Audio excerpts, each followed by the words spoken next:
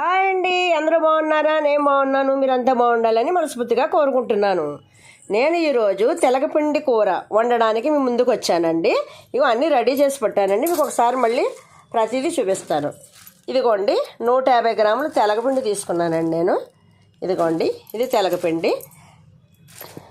తెలగపిండి మనం పొయ్యి మీద పెట్టగానే ఉల్లిపాయలు, పచ్చిమిరకాయలు, కరివేపాకు వేయడానికి ఇవి రెడీ పెట్టానండి. తెలగపిండి బాగా ఉడికాక పోపులు కూడా రెడీ పెట్టానండి. వెల్లుల్లిపాయలు, ఎండుమిర్చి, పచ్చెనగపప్పు, మినపప్పు, జీలకర్ర, ఆవాలు, కరివేపాకు ఇక్కడ తీసుకున్నానండి. ఫస్ట్ ఉడికేటప్పుడు కొంచెం కావాలి, పోపులో పెట్టినప్పుడు కొంచెం కావాలి. అలాగే కర్రీ వండడానికి గిన్నె కూడా రెడీ చేసి పెట్టానండి. చేసే విధానం ఎలా ఉంటుందో నేను మీకు చేసి చూపిస్తాను, చూడండి. ఓకేనా? అన్నట్టు మర్చిపోయానండి మీకు చెప్పడం. ఈ తెలగపిండిలోకి మునగాకు వేసుకున్న చాలా బాగుంటుందండి. నాకు ప్రజెంట్ మునగాకు నా దగ్గర లేదు, నేను మామూలుగానే వండేస్తున్నాను. మునగాకు వేసి వండినప్పుడు మరొకసారి చూపిస్తానండి నేను ఎలా వండే విధానాన్ని కూడా. అంటే అది కొంచెం ప్రాసెస్ వేరే ఉంటుంది, అందుకని ఆ మాట అన్నానండి. అయితే నేను పోపులు ఇన్నిని పెట్టేసుకుంది అంతంత వేసేస్తున్నాను అనుకోకండి. మనం వెల్లుల్లిపాయలు ఎంత వేసినా టేస్ట్ బాగుంటాయండి. తెలగపిండి కర్రీలోకి ఎప్పుడైనా వెల్లుల్లిపాయలు ఎక్కువ ఉండాలి. అలాగే నేను పోపులు కూడా కొన్ని ఎక్కువే వేస్తానండి, అందుకని ఈ విధంగా పెట్టాను. తయారు చేసే విధానాన్ని చూద్దాము. ఇదిగోండి తెలగపిండి వండడానికి ఫస్ట్ ముందుగా నేను స్టవ్ వెలిగించి పెట్టానండి. అలా చూడండి. ఇప్పుడు ఇందులోని 1 లోటా నీళ్ళు వేసుకుంటున్నానండి నేను. అదిగోండి ఈ లోటా నిండా నీళ్ళు వేసాను, చూశారు కదండి. నేను 150 గ్రాముల పిండికి ఆ నీళ్ళు వేసాను కదండి. ఇప్పుడు ఇందులోకి సరిపడగా ఉప్పు వేస్తున్నానండి, 1 స్పూను. ఇంకా కొంచెం వేద్దామండి, సరిపోతుంది. ఇదిగోండి నేను ఉప్పు వేసాను. ఇది సరిపోతుందండి. సరిపోకపోతే లాస్ట్లో వేసుకోవచ్చు, మనము ముందే ఎక్కువ వేసుకోకూడదు. ఇప్పుడు ఈ నీళ్ళు మరగాలండి, చూపిస్తాను చూడండి మీకు. స్టవ్ మీద నీళ్ళు ఇంకా మరగలేదండి. నీళ్ళు మరిగే లోపల మనం తెలగపిండి తెచ్చిపెట్టుకున్నాం కదండి, ఈ తెలగపిండిని గిన్నెలో పోసేస్తానండి. పోసేసి 1 glass water, half glass water కానీ గ్లాసు వాటర్ కానీ వేసేసి కలపాలండి. నేను వేసి కలిపాక మీకు మళ్ళీ చూపిస్తాను. ఇదిగోండి పిండి ఇందులో వేసాను. ఇప్పుడు ఇందులో వాటర్ వేసేస్తున్నాను చూడండి. హాఫ్ గ్లాస్ వేస్తున్నాను వాటరు. అదిగోండి. ఇప్పుడు ఈ పిండిని మనం బాగా కలపాలండి. నేను కలిపి చూపిస్తాను మీకు. ఇందాక మనం వేసిన నీళ్ళు సరిపోలేదండి, ఇంకో పావు గ్లాసు నీళ్ళు వేసేస్తున్నాను, అంటే ఒక 1 గ్లాస్ వాటర్ పట్టినట్టండి. ఇప్పుడు ఇది బాగా కలిపేసేయాలండి. ఇదిగోండి ఈ విధంగా కలిపేసేయాలి. ఇదంతా కలిపేసి పెట్టాలండి, కొంచెం గట్టిగా అవుతుంది. ఉల్లిపాయలు, పచ్చిమిరకాయలు, కరివేపాకు వేసేసానండి. మీకు ఆ వీడియో మిస్ అయింది. అలాగే చూడండి. ఇప్పుడు కొంచెం పసుపు వేస్తున్నానండి దాంట్లో సరిపడగా. ఇదిగోండి పసుపు వేసానండి. ఇదిగోండి ఇందాక పసుపు వేసాం కదా, ఇప్పుడు కొంచెం కారం వేస్తున్నాను చూడండి. 1 స్పూన్ కారం సరిపోద్దండి. పసుపు కారం వేసేసానండి. వేసేసి ఒకసారి కలిపేస్తున్నానండి.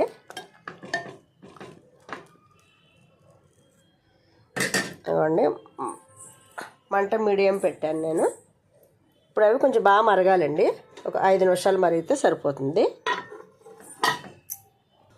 నీళ్ళు ఎంతవరకు మసలియో చూద్దామండి. అన్నీ వేసాను కదా, ఒక 5 నిమిషాలు మరగబెట్టామండి. ఎందుకంటే ఉల్లిపాయలు, పచ్చిమిరకాయలు, కరివేపాకు ఉడకాలి కదా. ఇదిగోండి ఇంతవరకు వచ్చింది ఇలాగా.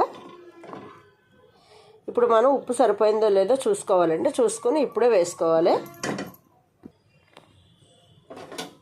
ఉప్పు కొంచెం పట్టిందండి, వేసాను.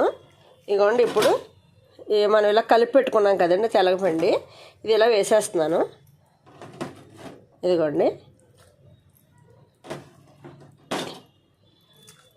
ఈ విధంగా వేసేయాలండి. వాటర్లో కలిపిన తెలగపిండి మొత్తం ఇందులో వేసేసానండి. మీకు అంత లాంగ్ వీడియో అయిపోద్దని మొత్తం చూపించలేదు. ఇదిగోండి ఇలా పల్చగా అయిపోయింది చూడండి. ఇదిగోండి ఇలా కలిపేశాను.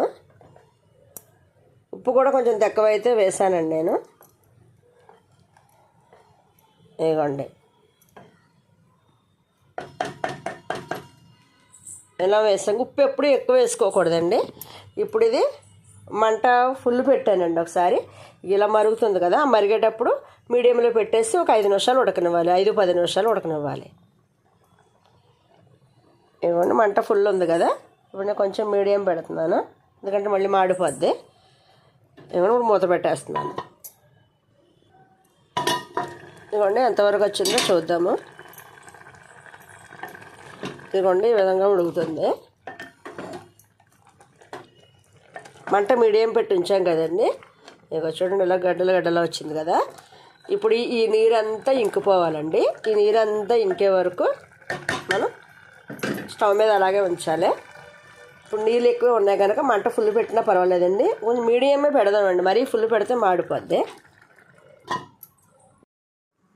ఎంతవరకు వచ్చిందో ఒకసారి చూద్దామండి. అదిగోండి ఇంకా వాటర్ ఎక్కువ ఉంది. దగ్గరకు వచ్చింది కనుక మంట ఫుల్ పెట్టేద్దామండి. ఎందుకంటే లాస్ట్కి వచ్చేటికి మంట ఫుల్ పెట్టాలి, ముందే పెడితే మాడిపోతుంది. ఇందా చెప్పాను కదండి. నీళ్ళన్నీ ఇంకిపోయినాక అప్పుడు పోపు పెడతాను. ఏ విధంగా పెడతానో చూపిస్తాను చూడండి. నీళ్ళని దగ్గరకు వచ్చాక మరొకసారి చూపిస్తాను.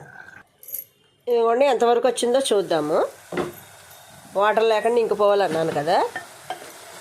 ఇదిగోండి వాటర్ లేకుండా అయిపోయింది చూడండి. ఇది చూపిస్తున్నాను చూడండి. వాటర్ లేకుండా ఇలా పొడి పొడిగా అయిపోయింది చూడండి. అదిగో ఇప్పుడు ఇది బంద్ చేసేసి పోపు ఏ విధంగా పెట్టాలో చూపిస్తాను చూడండి.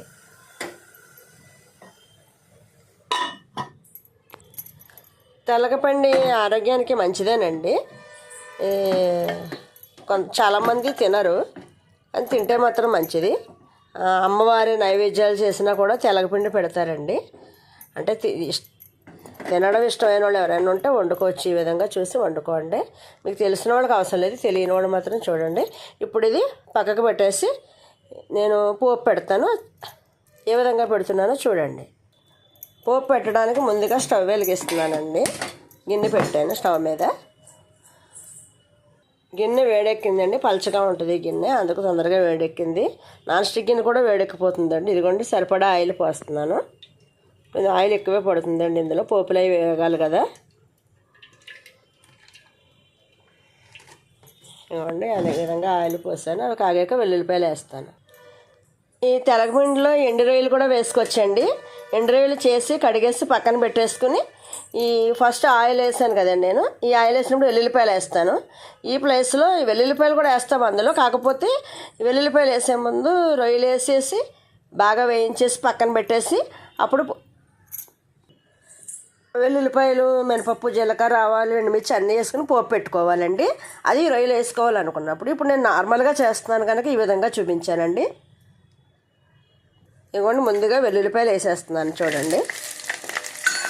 ఇదిగోండి ఈ వెల్లుల్లిపాయలు నేను మెత్తగా చితక్కొట్టానండి. మెత్తగా కొట్టేసి తొక్కలతో వేస్తే టేస్ట్ ఉంటుంది. మూత పెట్టేస్తున్నాను. ఇదిగోండి వెల్లుల్లిపాయలు ఈ విధంగా వేగినాయి. ఇప్పుడు పచ్చెనపప్పు వేసేసుకోవాలండి. పచ్చెనపప్పు ఎక్కువే వేస్తున్నాను. ఇదిగోండి పచ్చెనపప్పు ఎక్కువ వేస్తే టేస్ట్ అనిపిస్తుంది. మినపప్పు కూడా ఎక్కువే వేస్తానండి నేను.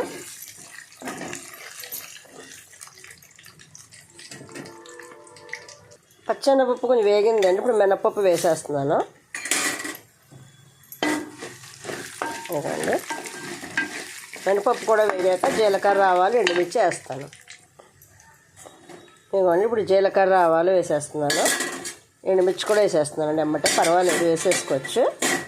కొంచెం పచ్చెనపప్పు, మినపప్పు వేగాలి కనుక దానికి టైం తీసుకుంటుందని అది కొంచెం ఎక్కువసేపు ఉంచానండి.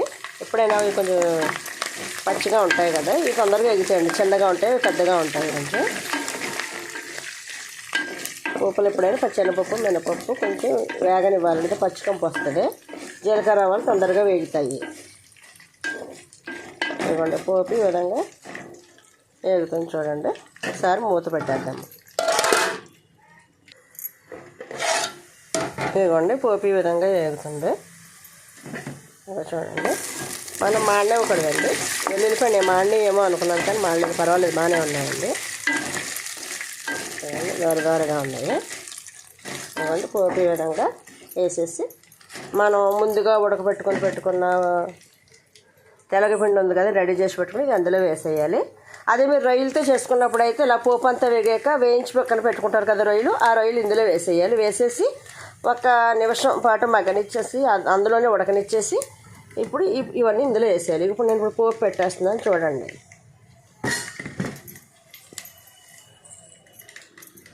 ఇప్పుడు నేను పోపు పెట్టేస్తున్నాను చూడండి. ఈ విధంగా ఇవ్వండి.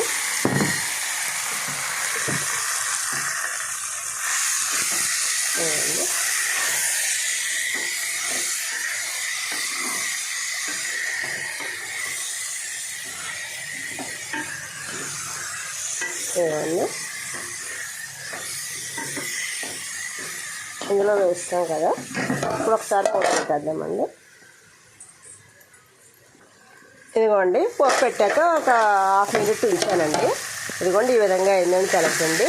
ఇప్పుడు ఈ తెలగపిండిని వేడి అన్నంలో వేసుకొని కొంచెం గానుగ నూనె కానీ వేరుశనగ నూనె కానీ వేసుకొని తింటే చాలా బాగుంటుందండి.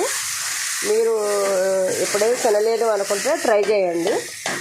తెలగపిండి చాలా బాగుంటుందండి. మీకు తినాలనిపిస్తే కనుక వండుకొని చూడండి. వచ్చిన వాళ్ళు అయితే మాత్రం మీరు స్కిప్ చేసేసేయండి. రాని వాళ్ళు మాత్రం చూసి నేర్చుకోండి. ఓకేనండి. మరి ఇది వేరే గిన్నెలో వేసేసి మీకు చూపిస్తాను. ఓకేనా. ఇదిగోండి తెలగపిండి కూర రెడీ అయిందండి. నేను 150 గ్రాములు తెలగపిండి తీసుకుంటే ఇంత కర్రీ అయిందండి. యాక్చువల్గా ఇంత అనవసరం, 100 గ్రాములు సరిపోతుందండి.